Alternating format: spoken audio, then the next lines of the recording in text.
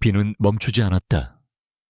차가운 빗방울이 거리에 부딪히며 만들어내는 소란스러운 소리가 도시 전체를 지배하고 있었다. 한지우는 낡은 편의점 우산 하나에 의지한 채 축축한 인도를 걷고 있었다. 대학 등록금과 생활비를 벌기 위해 하루 종일 땀 흘린 아르바이트가 막 끝난 참이었다. 그의 주머니에는 오늘 일당으로 받은 5만 원이 전부였다. 5만 5천 원. 한 달 생활비를 아껴 써야 하는 그에게는 결코 적지 않은 돈이었다. 컵라면과 삼각김밥으로 점철된 그의 식단에 작은 사치가 허락될 수도 있는 금액이었다. 하지만 그의 마음은 공허했다. 미래에 대한 막연한 불안감과 현실의 무게가 그의 어깨를 짓누르고 있었다. 그때였다. 낡은 상가 건물 모퉁이를 돌았을 때 그의 시야에 희미한 그림자 하나가 들어왔다. 처음에는 버려진 쓰레기 더미인가 싶었다. 하지만 가까이 다가가자 그것이 사람이었음을 알 수 있었다. 빗물에 흠뻑 젖은 낡은 코트 차림의 할머니 한 분이 차가운 콘크리트 바닥에 쓰러져 있었다. 우산도 없이 빗물을 그대로 맞으며 의식을 잃은 듯 보였다. 주변에는 아무도 없었다. 늦은 밤 사람들의 발길이 끊긴 거리였다. 지우는 망설였다. 그의 심장은 빠르게 뛰었지만 그의 발은 멈칫했다. 아르바이트를 마치고 돌아가는 길에 이런 일을 마주한 것은 처음이었다. 본능적으로 외면하고 싶은 마음이 들었다. 복잡한 일에 휘말리기 싫었다. 5만 원, 5만 원 오늘 번 돈 그의 전 재산. 할머니를 병원에 데려간다면 무슨 일이 생길지 모른다. 모든 돈을 다 써버리게 될지도 모른다는 불안감이 덮쳐왔다. 하지만 동시에 그의 내면 깊숙한 곳에서 또 다른 목소리가 울려 퍼졌다. 차가운 바닥에 쓰러진 노인. 아무도 도와주지 않는 모습. 그 광경은 그의 어린 시절을 떠오르게 했다.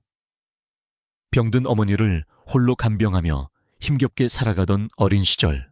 그때마다 세상은 그에게 너무나 차갑고 무심했다. 지우는 주저없이 할머니에게 다가갔다. 우산을 할머니의 위로 기울이며 조심스럽게 어깨를 흔들었다. 할머니 괜찮으세요, 할머니? 할머니는 미동도 없었다. 얼굴은 창백했고 입술은 새파랗게 질려 있었다. 그는 지체 없이 자신의 스마트폰을 꺼내 119에 전화했다. 구급차가 도착하기까지의 몇 분은 지훈에게 영원처럼 길게 느껴졌다. 빗물은 점점 더 거세졌고 할머니의 천은 빗물처럼 차갑게 식어가는 것 같았다. 그는 자신의 얇은 재킷을 벗어 할머니의 몸에 덮어주었다. 5만 원. 그의 주머니 속 종이 조각이 마치 거대한 짐처럼 느껴졌다. 구급차가 도착하고 할머니는 들것에 실려 병원으로 이송되었다. 지우는 망설임 없이 구급차에 동승했다. 병원에 도착하자마자 그는 응급실 접수처로 달려갔다. 할머니의 보호자는 누구인지 신원 확인은 어떻게 할 것인지 묻는 간호사의 질문에 지우는 한숨을 쉬었다. 할머니는 의식을 잃은 상태였고 소지품은 아무것도 없었다. 제가 보호자입니다. 무심코 내뱉은 그의 말에 간호사는 의아한 표정을 지었지만 급박한 상황에 더 이상 캐묻지 않았다. 수납 창구에 가서 할머니의 진료비와 검사비를 선납해야 한다는 이야기를 들었을 때 지우는 주저하지 않았다. 그는 주머니 속 5만 원 지폐를 꺼내 창구 직원에게 건넸다. 이걸로 먼저 계산해 주세요. 직원은 5만 원으로는 턱없이 부족하다고 말했다. CT 추활형과 응급처치만 해도 수십만 원이 들 것이라고 했다. 지우는 순간 머리가 멍해지는 것을 느꼈다. 그의 전 재산은 겨우 5만 원이었다. 하지만 그는 물러서지 않았다. 일단 이것만이라도 받고 나머지는 제가 책임지겠습니다. 그의 단호한 목소리에 직원은 마지못해 고개를 끄덕였다. 다행히도 응급실 담당 의사는 지훈의 딱한 사정을 이해하고 최소한의 응급처치와 검사만 먼저 진행해 주었다. 날이 밝아올 무렵 할머니는 다행히 의식을 되찾았다. 그녀의 눈은 혼란스러움과 함께 지훈을 향해 있었다. 젊은이 대체 누구시오? 지훈은 할머니의 곁에 앉아 어젯밤의 일을 간략하게 설명했다. 할머니는 그의 이야기를 듣는 내내 눈물을 글썽였다. 그녀는 자신의 이름이 박정숙이며 가족은 없고 홀로 살고 있다고 했다. 그리고 자신이 폐지 줍는 일을 하다 잠시 정신을 잃었던 것 같다고 덧붙였다. 지훈은 그녀의 손을 잡고 위로했다. 괜찮습니다, 할머니. 일단 몸부터 회복하셔야죠. 하지만 병원비 문제는 여전히 남아 있었다. 지훈은 할머니의 병실을 떠나기 전 혹시나 하는 마음에 자신의 연락처를 메모지에 적어 할머니의 손에 쥐어주었다. 무슨 일이 있으시면 꼭 연락하세요. 제가 도와드릴 수 있는 일이 있다면 뭐든지 하겠습니다. 그의 진심이 담긴 말에 박정숙 할머니는 고개를 떨구며 흐느꼈다. 지훈은 자신의 전 재산을 모두 썼지만 그의 마음은 이전보다 훨씬 가벼워졌다. 복잡한 계산이나 이해관계 없이 순수한 마음으로 누군가를 도왔다는 사실이 그에게 깊은 만족감을 안겨주었다. 그는 텅 빈 주머니와 함께 빗물이 갠 새벽 공기를 맞으며 병원을 나섰다. 그의 발걸음은 가벼웠지만 그의 마음속에는 복잡한 감정들이 뒤섞여 있었다. 5만 원, 5만 원. 그에게는 너무나 큰 금액이었다. 당장 내일 끼니부터 걱정해야 할 판이었다. 그러나 그는 후회하지 않았다. 할머니의 따뜻한 눈빛, 그 감사함에 가득 찬 눈빛이 그의 마음속에 깊은 울림으로 남았다. 그는 알고 있었다. 이 일이 그의 삶에 어떤 의미가 될지 아직은 알 수 없지만 분명 중요한 무언가의 시작이 될 것이라는 것을. 낡고 초라한 그의 삶에 작은 파문을 일으킨 이 밤의 사건은 그가 앞으로 겪게 될 거대한 폭풍의 전조에 불과했다. 다음 날 지훈의 삶은 평소와 다를 바 없이 시작되었다. 아침 햇살이 낡은 자취방 창문을 비집고 들어왔지만 그의 마음속 그림자는 여전했다. 어젯밤 할머니를 돕느라 쓴 5만 원 때문에 당장 점심값부터 걱정해야 할 처지였다. 텅 빈 지갑을 만지작거리며 컵라면으로 아침을 때우는 그의 모습은 여느 평범한 청년과 다를 바 없었다. 그는 자신의 행동을 후회하지 않았지만 현실의 냉혹함은 그에게 깊은 한숨을 안겨주었다. 그때였다. 낡은 창문 밖으로 희미하게 들려오는 엔진 소리가 점점 가까워졌다. 이윽고 그의 집 앞에 멈춰 선 차 한 대. 검은색 차체에 빛나는 삼각별 로고가 선명한 최신형 메르세데스 벤츠 S클래스였다. 지훈은 고개를 갸웃거렸다. 이 동네에서는 보기 힘든 고급 외제차였다. 혹시나 길을 잘못 든 사람인가 싶어 무심코 창밖을 바라보았다. 차문이 열리고 운전석에서 내린 중년의 여성은 세련된 정장 차림에 단정하게 묶은 머리, 그리고 냉철함과 우아함이 공존하는 분위기를 풍겼다. 그녀의 눈빛은 마치 모든 것을 꿰뚫어 보는 듯 했다. 그녀는 망설임 없이 지훈의 집 대문 앞으로 다가왔고 이윽고 낡은 현관문을 두드렸다. 똑똑. 명확하고 단호한 노크 소리에 지훈은 당황했다. 이런 고급 차량을 타고 온 사람이 자신을 찾아올 리 없다고 생각했기 때문이었다. 그는 조심스럽게 문을 열었다. 한지훈 씨 맞으시죠? 그녀의 목소리는 부드러우면서도 단단했다. 지훈은 멍하니 고개를 끄덕였다. 그녀는 가방에서 봉투 하나를 꺼내 지훈에게 내밀었다. 어젯밤 저희 어머니를 도와주셔서 감사합니다. 저는 박정숙 여사님의 딸 김민서라고 합니다. 봉투 안에는 5만 원 지폐가 수십 장 들어있었다. 정확히는 지훈이 썼던 돈의 10배가 넘는 금액이었다. 그리고 그 옆에는 작은 쪽지 하나가 놓여 있었다. 지훈 씨의 따뜻한 마음에 깊이 감사드립니다. 라고 쓰여 있었다. 지훈은 당황스러움에 말을 잇지 못했다. 그저 할머니를 도왔을 뿐인데 이렇게 큰 보상을 받으리라고는 상상조차 하지 못했다. 김민서는 지훈의 어깨를 툭 치며 말했다. 돈으로 감사함을 다 표현할 수는 없겠지만 어머니께서 꼭 전해드리라고 하셨습니다. 그리고 지훈 씨 혹시 시간 괜찮으시면 저와 이야기 좀 나누실 수 있겠습니까? 지훈은 얼떨결에 그녀를 따라 집 근처의 조용한 카페로 향했다. 카페에 앉아 마주한 김민서의 눈빛은 아까보다 훨씬 더 진지해 보였다. 그녀는 먼저 자신의 어머니 박정숙 여사의 이야기를 꺼냈다. 박 여사는 평소 폐지 줍는 일을 취미 삼아 하셨다고 했다. 단순한 취미가 아니라 세상 물정을 직접 확인하고 어려운 이웃을 돕기 위한 방법이었다는 것을 지훈은 처음 알게 되었다. 그리고 그날 밤 박 여사는 갑작스러운 현기증으로 쓰러지셨고 가족에게 연락할 겨를도 없이 정신을 잃었던 것이다. 저희 어머니는 항상 말씀하셨습니다. 사람의 진가는 그가 가진 것이 아니라 위기 상황에서 보여주는 행동에서 드러난다고요. 지훈 씨는 어머니의 병원비를 위해 자신의 전 재산을 망설임 없이 내놓으셨다고 들었습니다. 진정으로 이타적인 마음이 없었다면 불가능한 일이죠. 그런 사람을 저희는 찾고 있었습니다. 김민서의 말에 지훈은 숨을 들이켰다. 그녀의 눈빛은 그를 평가하고 있었다. 마치 그의 내면을 꿰뚫어 보려는 듯 날카로우면서도 깊은 통찰이 담겨 있었다. 저희 JK그룹은 현재 중요한 기로에 서 있습니다. JK그룹. 지훈은 그 이름을 듣고 깜짝 놀랐다. 대한민국 재계서열 5위 안에 드는 거대 금융그룹이었다. 김민서가 그 JK그룹과 관련이 있다는 사실을 믿기 어려웠다. 저희는 새로운 인재를 찾고 있습니다. 학벌, 스펙 경험, 그 어떤 것도 보지 않고 오직 사람의 본질만을 보는 인재를요. 지훈 씨의 행동은 저희가 찾는 바로 그 본질을 가지고 있음을 증명했습니다.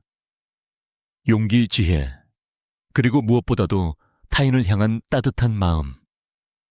이 모든 것이 지훈 씨에게 있습니다. 김민서는 자신의 가방에서 명함 하나를 꺼내 지훈에게 건넸다. 명함에는 JK그룹 기획실장 김민서라고 적혀 있었다. 지훈은 명함을 받아들고 심장이 격렬하게 뛰는 것을 느꼈다. 지훈 씨, 저희와 함께 일해 주시겠습니까? JK그룹 기획실에서 새로운 프로젝트를 함께할 팀원을 찾고 있습니다. 당장은 계약직으로 시작하겠지만 지훈 씨의 능력을 증명한다면 정규직 전환은 물론 빠른 승진도 약속드리겠습니다. 급여는 현재 지훈 씨의 연봉을 상회하는 금액으로 책정할 것입니다. 이것은 꿈인가 현실인가?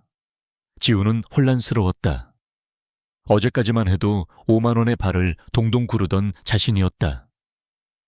그런데 오늘 대한민국 최고의 기업 중 하나인 JK그룹의 기획실장이라는 사람이 자신에게 스카우트 제의를 하고 있었다.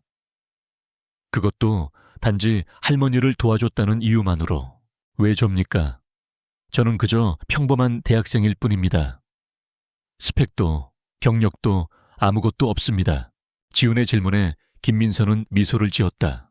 지훈 씨, 저희는 완벽한 스펙을 가진 사람을 원하지 않습니다.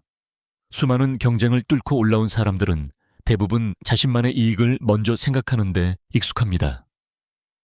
하지만 저희가 필요한 건 바로 지훈 씨 같은 사람입니다. 자신의 것을 희생할 줄 아는 용기, 그리고 복잡한 상황 속에서도 흔들리지 않는 판단력. 어머니의 병원비 문제를 해결하기 위해 응급실에서 보였던 지훈 씨의 기질은 저희가 가진 인재 데이터베이스에서는 찾아볼 수 없는 것이었습니다. 김민서의 말은 단순한 칭찬이 아니었다. 그녀는 지훈의 잠재력을 정확하게 꿰뚫어 보고 있었다. 5만 원이라는 돈의 가치를 누구보다 잘 아는 지훈이기에 그 돈을 기꺼이 희생할 수 있었던 그의 진심을 높이 샀다. 그리고 복잡한 병원 행정 절차 속에서 당황하지 않고 꿋꿋이 자신의 입장을 관철했던 그의 침착함과 기질을 높이 평가했다. 그것이 바로 김민서가 찾던 JK그룹의 미래를 이끌어갈 인재의 자질이었다. 지훈은 고민에 빠졌다. 낡고 초라한 현실에 안주할 것인가? 아니면 이 거대한 기회를 잡고 새로운 세계로 뛰어들 것인가? 그의 눈앞에는 두 갈래 길이 놓여 있었다. 하나는 익숙하고 안전하지만 희망이 보이지 않는 길이었고, 다른 하나는 위험하고 예측 불가능하지만 빛나는 미래를 약속하는 길이었다. 일주일의 시간을 드리겠습니다. 충분히 고민해 보시고 연락 주세요. 저희는 지훈 씨의 결정을 기다리겠습니다. 김민서는 차분한 목소리로 말하며 자리에서 일어섰다. 그녀가 떠난 후 지훈은 한참 동안 멍하니 앉아 있었다. 그의 손에는 명함 한 장과 두툼한 봉투가 쥐어 있었다. 낡은 자취방으로 돌아오는 길, 그의 발걸음은 더 이상 가볍지 않았다. 그의 어깨에는 새로운 희망과 함께 거대한 책임감이라는 무게가 얹혀 있었다. 그는 직감했다. 이 만남이 단순한 행운이 아님을, 이것은 그의 인생을 송두리째 바꿔놓을 거대한 서막의 시작일 뿐이라는 것을. 지훈은 일주일이라는 시간 동안 깊은 고민에 빠졌다. 낡은 자취방에 틀어박혀 잠 못 이루는 밤을 보냈다. JK그룹 기획실장이라는 직함이 적힌 명함과 두툼한 봉투는 그의 현실을 뒤흔드는 거대한 파도와 같았다. 결국 그는 새로운 삶의 파도에 몸을 맡기기로 결심했다. 더 이상 현실의 굴레에 갇혀 살기 싫었다. 그는 김민서 실장에게 전화를 걸어 그녀의 제안을 수락했다. 새로운 시작은 지훈에게 낯선 세계였다.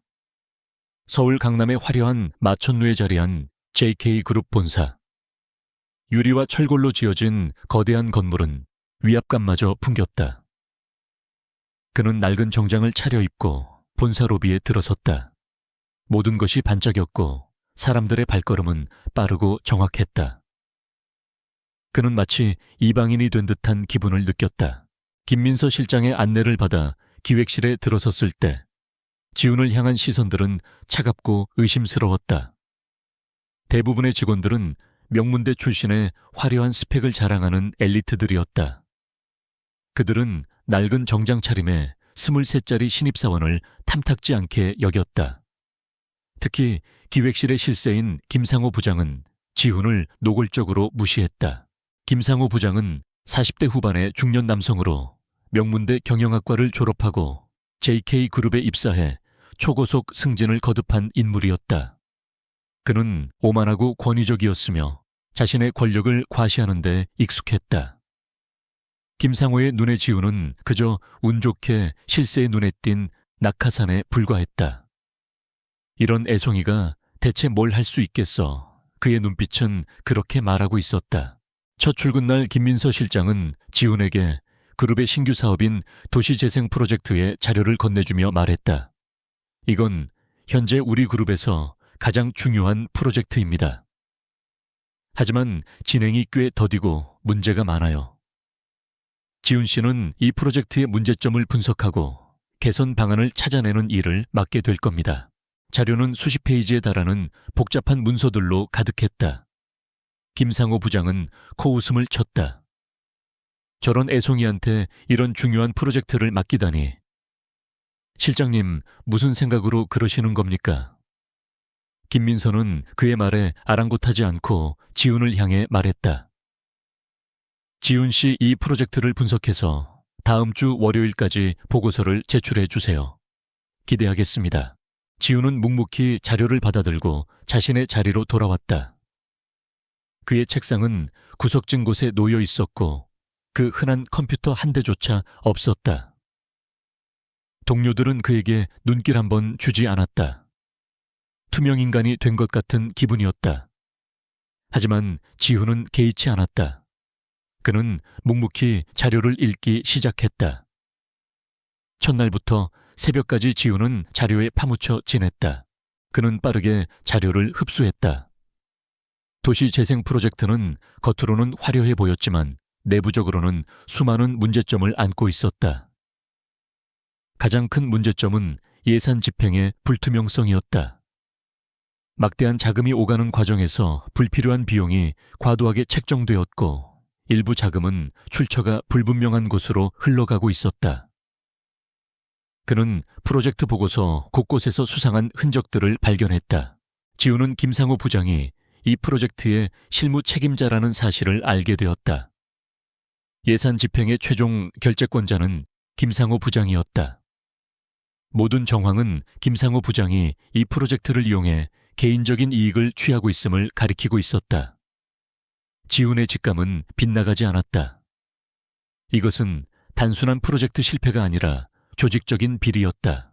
다음 주 월요일 지훈은 김민서 실장과 김상호 부장 앞에서 보고서를 발표했다. 그의 보고서는 깔끔하고 논리적이었다. 그는 예산 집행의 문제점을 구체적인 수치와 증거로 제시했다. 그리고 그 문제의 핵심에 김상호 부장이 있음을 간접적으로 드러냈다.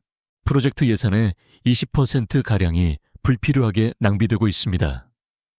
특히 협력업체 선정 과정에서 불투명한 거래들이 다수 발견되었습니다. A사와 B사는 김상호 부장님의 친인척이 운영하는 업체로 시장 가격보다 30% 이상 높은 금액으로 계약을 체결했습니다. 이로 인해 회사에 막대한 손실이 발생하고 있습니다. 지훈의 말에 김상호 부장의 얼굴은 순식간에 굳어졌다. 그는 분노에 찬 목소리로 소리쳤다. 이봐 한지훈, 지금 무슨 헛소리를 짓거리는 거야. 내가 그따위 짓을 했다는 증거가 있어. 지훈은 침착하게 태블릿 PC를 들어 올렸다. 여기에 모든 증거가 있습니다. 계약서 사본 거래 내역, 그리고 해당 업체들의 등기부등본까지 모두 제가 직접 확인한 사실입니다. 김상훈은 경악했다. 그는 며칠 만에 아무것도 모르는 신입사원이 이 모든 것을 밝혀낼 것이라고는 상상조차 하지 못했다. 그의 눈빛에는 분노와 함께 미세한 불안감이 엿보였다. 김민서 실장은 묵묵히 지훈의 보고를 들었다. 그녀의 표정에는 놀라움과 함께 만족감이 서려 있었다. 그녀는 지훈의 능력을 믿었지만 이토록 빠르게 핵심을 꿰뚫어 볼 줄은 몰랐다. 김 부장님, 한지훈 씨가 제시한 자료는 충분히 신뢰할 만하다고 생각합니다. 김민서의 말에 김상호는 더 이상 반박할 수 없었다. 그는 분노를 사기며 자리로 돌아갔다. 그날 이후 지훈은 기획실의 공공의 적이 되었다. 김상호 부장은 지훈을 해고시키기 위해 온갖 수단을 동원했다. 말도 안 되는 업무를 지시하고 동료들에게 지훈을 따돌리라고 종용했다. 하지만 지훈은 흔들리지 않았다. 그는 오히려 그들의 비난과 무시를 성장의 밑거름으로 삼았다. 그는 조용히 그러나 끈질기게 김상호 부장의 비리를 파헤치기 시작했다. 도시 재생 프로젝트 외에도 다른 프로젝트에서도 비슷한 비리 정황이 포착되었다. 지훈은 점차 김상호 부장이 거대한 비리 네트워크의 중심에 있음을 깨달았다. 단순한 개인 비리가 아니었다. JK그룹 내부의 여러 부서와 외부의 협력업체들이 얽히고 설킨 거대한 검은 그림자였다. 지훈은 자신의 능력을 증명하는 동시에 거대한 어둠의 심연 속으로 한 발짝씩 걸어 들어가고 있었다. 그는 자신의 뒤를 봐주는 김민서 실장이 있다는 것을 알고 있었지만 그의 앞을 가로막는 장애물들은 너무나 거대했다. 하지만 그는 포기하지 않았다. 5만 원, 그의 전 재산을 잃었지만 그로 인해 얻은 것은 단순한 일자리가 아니었다. 그것은 정의를 향한 그의 불꽃을 다시 타오르게 하는 계기였다. 이제 그는 거대한 불의에 맞서 싸울 준비를 하고 있었다. 김상호 부장의 횡포는 날이 갈수록 심해졌다. 그는 지훈에게 그룹 내에서 가장 힘든 잡무들을 몰아주었고 중요한 회의에서는 의도적으로 배제시켰다. 동료들 역시 김상호의 눈치를 보며 지훈을 멀리했다. 지훈은 고립된 섬과 같았다. 하지만 그는 외로움에 굴하지 않았다. 오히려 이 고립이 그에게는 자유로운 탐색의 기회가 되었다. 그는 공식적인 업무에서 벗어나 자신의 계획을 차근차근 실행해 나갔다. 지훈의 목표는 단 하나였다. 김상호 부장의 비리를 명확히 밝혀낼 결정적인 증거를 확보하는 것. 그는 자신이 처음 발견한 도시재생 프로젝트의 비리 외에 다른 프로젝트들까지 파고들었다. 밤낮으로 회사에 남아 서버의 자료들을 분석하고 회계장부를 샅샅이 뒤졌다. 그는 뛰어난 기억력과 분석 능력을 바탕으로 수많은 데이터 속에서 의미 있는 패턴들을 찾아냈다. 그 과정에서 지훈은 몇몇 의심스러운 정황들을 포착했다. 김상호 부장이 특정 협력업체들과 맺은 계약들은 모두 비정상적인 구조를 가지고 있었다. 과도한 성업금 불투명한 하청 계약, 그리고 그 끝에는 항상 김상호의 친인척이나 지인들이 운영하는 유령 회사들이 얽혀 있었다. 지훈은 이 모든 것을 퍼즐 조각처럼 하나하나 맞춰나가기 시작했다. 그의 가장 큰 조력자는 뜻밖의 인물이었다. 기획실에서 가장 연차가 오래된 직원인 박진우 과장이었다. 박 과장은 처음에는 지훈을 경계했지만 매일 밤늦게까지 홀로 남아 자료를 파헤치는 지훈의 끈기를 보며 마음을 열었다. 박 과장은 김상호 부장의 오랜 전횡에 염증을 느끼고 있었던 터였다. 그는 지훈에게 김상호 부장의 약점과 비리 의혹에 대한 정보를 몰래 건네주었다. 김 부장님은 입사 초부터 사내 정치를 능수능란하게 해왔습니다. 그의 뒤에는 더 거대한 세력이 있을지도 모릅니다. 박 과장의 경고는 지훈의 경각심을 일깨웠다. 김상호는 단순한 부장이 아니었다. 그는 거대한 부패 네트워크의 한 축이었고 그 네트워크는 JK그룹의 뿌리 깊은 곳까지 뻗어 있었다. 이 싸움은 단순히 김상호 개인과의 싸움이 아니었다. 거대한 조직과 맞서 싸워야 하는 외로운 전쟁이었다. 지훈은 자신의 조사에 더 깊이 파고들었다. 그는 김상호 부장이 정기적으로 만나는 외부 인사들의 목록을 작성하고 그들의 관계를 분석했다. 그 결과 김상호가 정기적으로 접촉하는 인물들 중에는 정부 고위 공무원 금융계 인사 그리고 심지어 언론계 인물들까지 포함되어 있음을 알게 되었다. 이들은 서로의 이익을 위해 얽히고 설킨 거대한 카르텔을 형성하고 있었다. 위험은 점차 현실로 다가왔다. 지훈의 끈질긴 조사를 눈치챈 김상호는 불안감을 느꼈다. 그는 지훈을 불러 협박하기 시작했다. 한지훈 씨, 내가 경고하는데 쓸데없는 짓은 그만두는 게 좋을 거야. 젊은 친구가 앞날 망치고 싶지 않으면 말이야. 하지만 지훈은 눈 하나 깜빡하지 않았다. 그의 눈빛은 흔들림 없이 단호했다. 부장님, 저는 그저 회사에 손실을 입히는 비리를 밝혀내고 있을 뿐입니다. 지훈의 당당한 태도에 김상호는 오히려 더 큰 분노를 느꼈다. 그는 더 이상 말로 해결될 문제가 아님을 직감했다. 김상호는 자신의 인맥을 동원해 지훈을 압박하기 시작했다. 지훈의 가족관계를 조사하고 그의 사생활을 캐내려 했다. 심지어 그의 낡은 자취방에 익명의 협박 편지가 도착하기도 했다. 지훈은 두려웠지만 멈출 수 없었다. 그의 마음속에는 정의를 향한 뜨거운 불꽃이 타오르고 있었다. 할머니를 돕던 그날 밤의 순수한 마음이 거대한 불의와 맞서는 용기로 변해 있었다. 그는 김민서 실장에게 자신의 모든 조사 내용을 보고했다. 김민서 실장은 지훈의 용기와 능력에 깊은 감명을 받았지만 동시에 그의 안전을 걱정했다. 지훈 씨, 이제부터는 제가 직접 나서겠습니다. 더 이상 혼자 움직이지 마세요.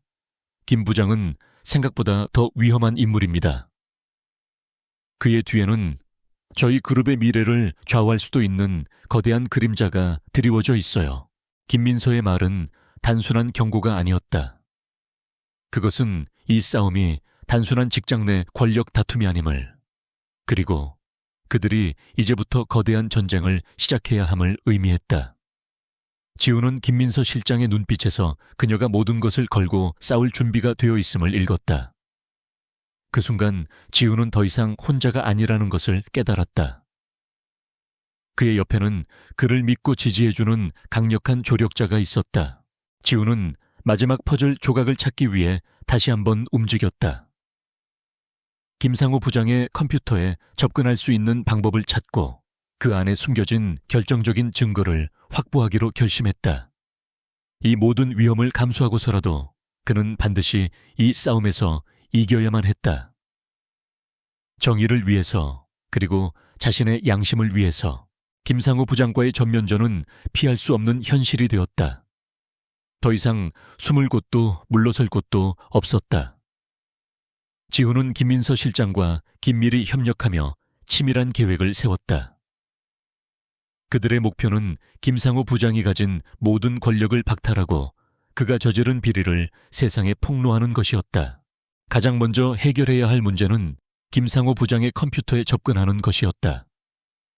그의 컴퓨터에는 그가 외부와 은밀히 거래한 모든 내용, 그리고 그의 비리 네트워크에 대한 결정적인 증거들이 고스란히 담겨 있을 터였다.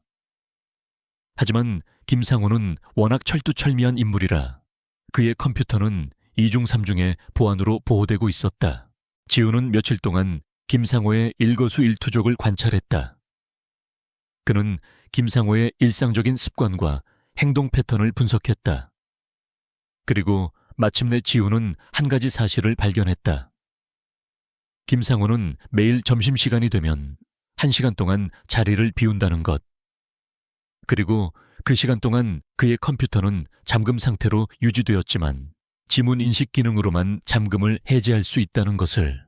지훈은 박진우 과장의 도움을 받아 김상호의 컴퓨터에 접속할 계획을 세웠다. 박 과장은 김상호의 책상 서랍 속에 비밀번호가 적힌 메모지가 있다는 정보를 지훈에게 알려주었다. 그러나 지문 인식 기능이 문제였다. 이 문제를 해결하기 위해 지훈은 며칠 밤을 새워가며 방법을 연구했다. 그리고 마침내 그는 젤라틴과 특수 재료를 이용해 김상호의 지문을 복제할 수 있는 방법을 찾아냈다. 이것은 위험천만한 계획이었지만 성공한다면 모든 것을 뒤집을 수 있는 한 방이 될 터였다. 계획 실행 당일 점심시간이 되자 김상호는 여느 때와 다름없이 자리에서 일어섰다. 지훈은 심장이 터질 것 같았지만 겉으로는 평온한 표정을 유지했다.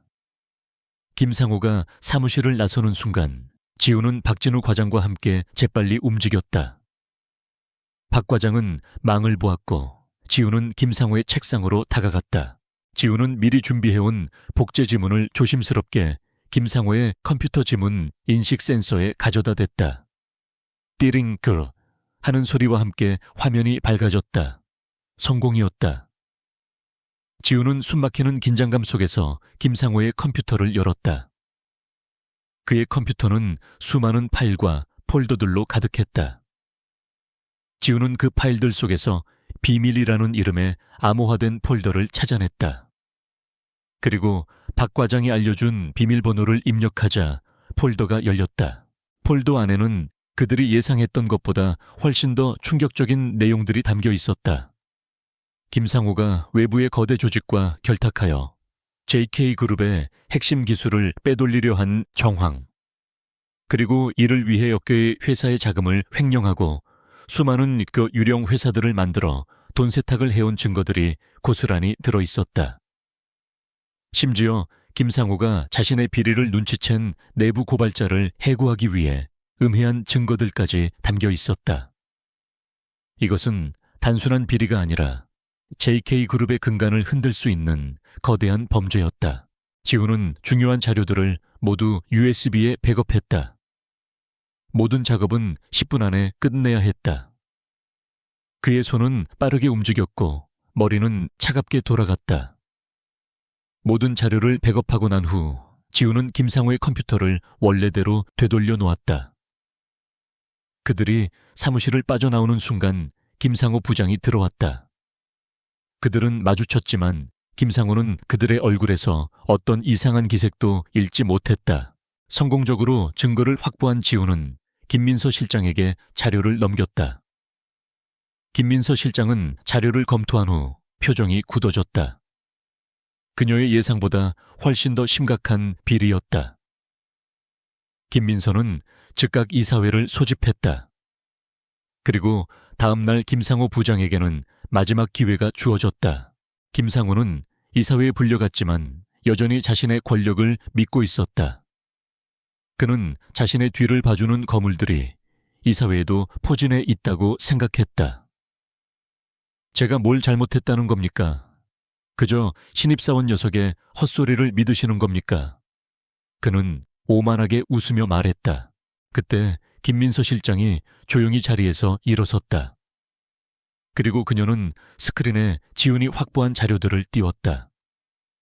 김상호가 외부 조직과 은밀히 만나는 모습이 담긴 CCTV 영상, 그리고 그의 컴퓨터에서 백업된 모든 비리 자료들이 공개되었다. 김상호는 경악했다. 그의 얼굴은 순식간에 새파랗게 질렸다. 그가 오만하게 믿었던 권력과 인맥들이 한순간에 무너져 내렸다. 김 부장님, 이 영상에 찍힌 이 남자, 그리고 이 모든 자료들, 어떻게 설명하시겠습니까?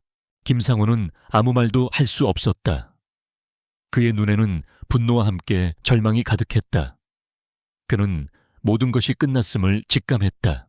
이사회 회의실은 침묵으로 가득 찼다. 김민서 실장이 스크린에 띄운 자료들은 김상호 부장의 모든 것을 한순간에 무너뜨렸다.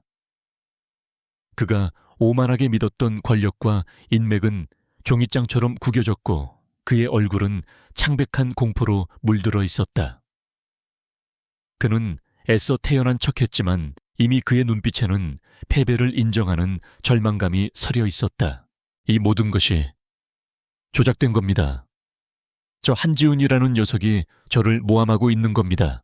김상호는 마지막까지 발악하며 소리쳤다. 그의 목소리는 필사적이었지만 이미 아무도 그의 말을 믿지 않았다.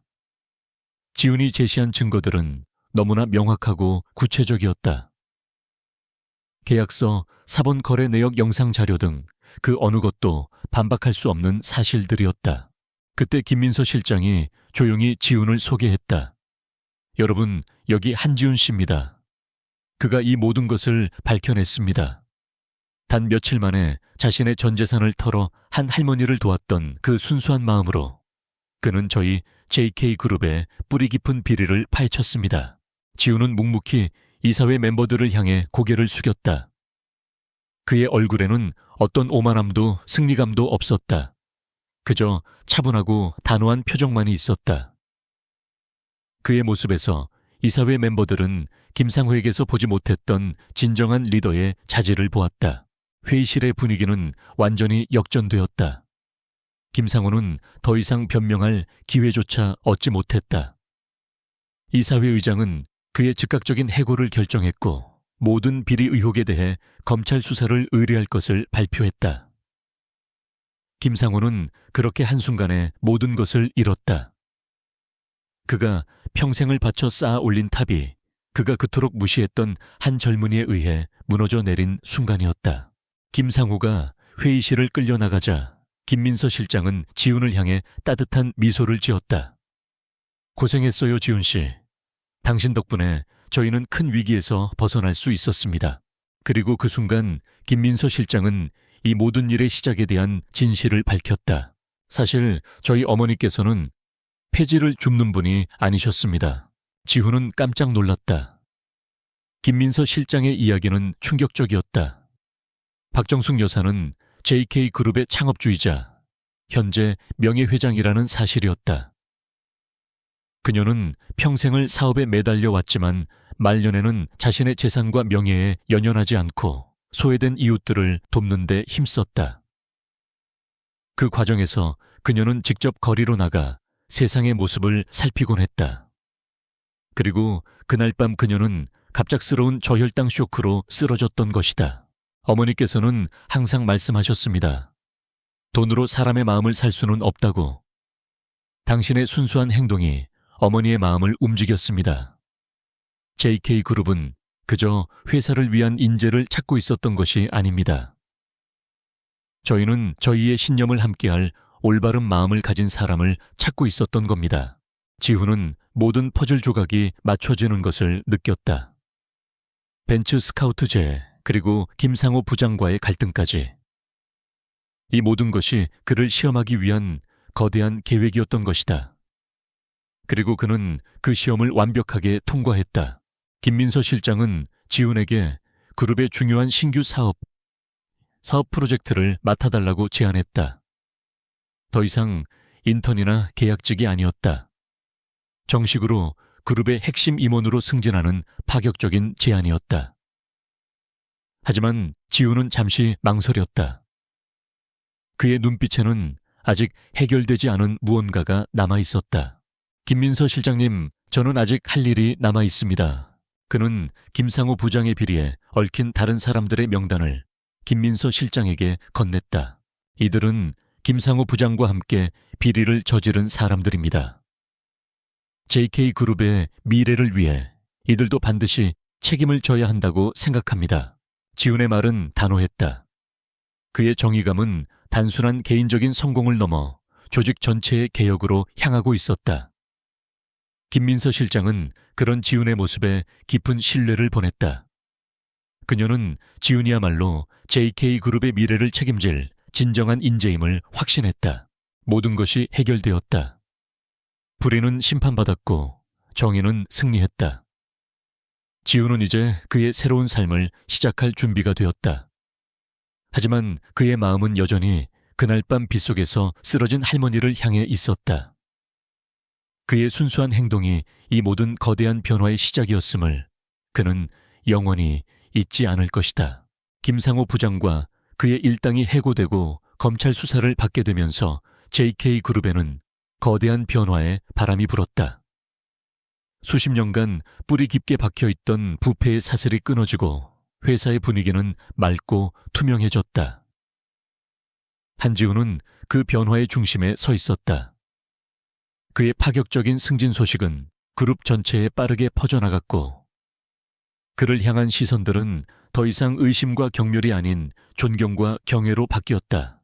지훈은 김민서 실장의 제안대로 새로운 도시 재건 프로젝트의 총괄 책임자가 되었다. 그는 명문대 출신의 엘리트들과 함께 머리를 맞대고 회사의 미래를 위한 새로운 청사진을 그렸다. 과거에는 상상조차 할 수 없었던 일이었다. 하지만 그는 자신의 위치에 안주하지 않았다. 그의 마음속에는 여전히 정의에 대한 열망과 함께 이 모든 것의 시작이었던 박정숙 회장과의 인연이 깊게 자리 잡고 있었다. 박정숙 회장은 건강을 회복한 후 지훈을 개인적으로 만났다. 병원이 아닌 그녀의 조용하고 소박한 저택에서였다. 그녀는 여전히 낡은 옷차림이었지만 그녀의 눈빛은 세상의 모든 지혜와 따뜻함을 담고 있는 듯했다. 지훈 군 고마웠습니다. 자네 덕분에 우리 회사가 썩은 뿌리를 도려낼 수 있었어. 그리고 자네 덕분에 나는 아직도 세상에 희망이 있다는 것을 다시 한번 깨달았네. 박정숙 회장의 진심 어린 말에 지훈은 고개를 숙였다. 그는 그녀의 손을 잡고 말했다. 회장님 아닙니다. 회장님의 시험이 아니었다면 저는 여전히 현실의 굴레에 갇혀 살고 있었을 겁니다. 회장님께서 저에게 새로운 삶을 선물해 주셨습니다. 두 사람의 대화는 오랜 시간 이어졌다. 지훈은 자신의 어린 시절과 어머니에 대한 이야기를 털어놓았고 박정숙 회장은 그녀가 JK그룹을 일구어 온 파란만장한 삶의 이야기를 들려주었다. 그들의 대화 속에서 그들은 단순한 회장과 직원의 관계를 넘어 깊은 이해와 유대감을 나누는 소중한 인연이 되었다. 지훈은 이제 더 이상 낡은 자취방에 살지 않았다. 그는 새로 이사한 아파트에서 밤하늘을 바라보며 깊은 생각에 잠기곤 했다. 5만 원. 그의 전 재산이었던 그 작은 돈이 그의 인생을 완전히 바꾸어 놓았다. 그 돈을 잃었기에 그는 더 큰 것을 얻을 수 있었다.